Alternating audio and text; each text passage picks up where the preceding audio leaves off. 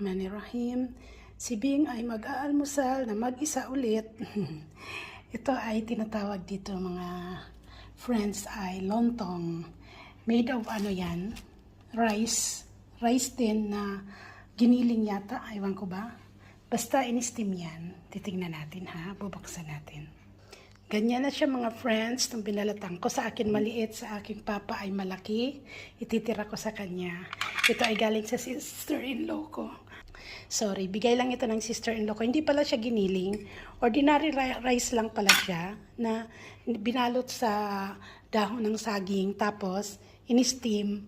O, yan ay pag ginagawa nila yan, bago nila kakainin, ay hinahati-hati muna ng ganyan. Tapos, sabaw na. Pero ako, ngayon umaga, almusal ko, hindi na ako mag-iinit ng sabaw. Papartneran ko lang ng scrambled egg na may tomato. Tsaka may natira pang ano yan.